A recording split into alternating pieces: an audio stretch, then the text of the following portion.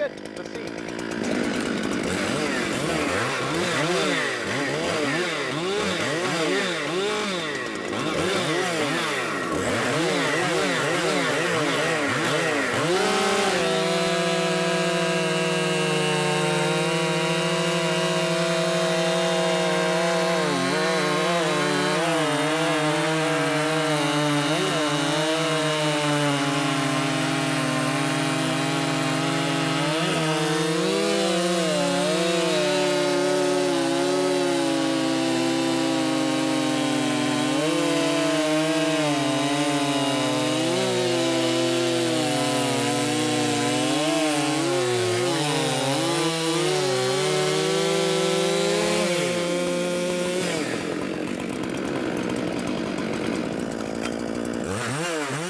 All right, so this right here is the 592 versus the Holzfforma. Very, very surprised that the Holzfforma did as good as it did. Things running crazy good. I would have never expected it to be. I think it's like a 1.5 seconds behind the 592.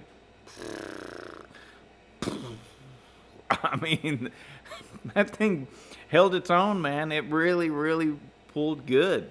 I was really shocked by that. So, I mean, what else can I say? That's fantastic. I just did not at all expect it. That is a big deal that it ran so good.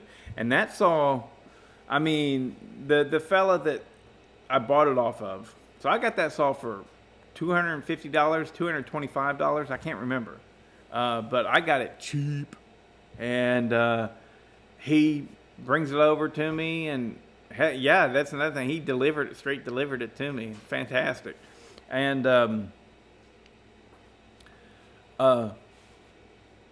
according to him, he had only cleaned up one tree with it. And so at most, I would guess that maybe he ran a whole tank through it and then filled it up and ran a half a tank through it. And so I probably got it with a tank and a half ran through it. That's my guess. Thing isn't broken in at all. I mean, immediately the on-off switch doesn't work. That's kind of a bummer. But, you know, that's also an easy fix that I just haven't done yet. You know, easy and cheap fix. But I was not expecting it to run that good at all. Because every time that I've ran it, I've just been like, yeah, you know, all right. It was kind of lackluster, but dang, if that thing doesn't hold in there, maybe it just started breaking in, you know. Maybe it did. I don't know. But, or maybe I just got it tuned spot on, you know. Some folks in the comments were, you know, talking about the auto-tune saws and how they suck and all this stuff.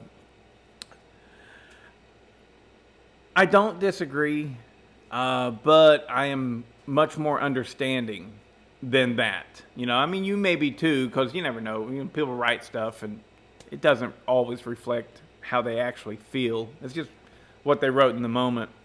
But the auto-tune saws are nice. The M-Tronic saws, they're nice. You don't have to adjust them. It's great. But they do hold the saw back. You can't get them to run to peak. I think what the factory is considering peak is probably more along the lines of being concerned with emissions, and so you can't get the saw to peak. Plus, whenever you actually modify it, I think that this is extremely the case with the 545 and the 550 Husqvarnas. You modify them, you can't get them any faster. And it's like, why can't I get it any faster? Well, it's because the ignition system and the carburation system are working in tandem to feed this mixture of fuel that holds it at this RPM. And so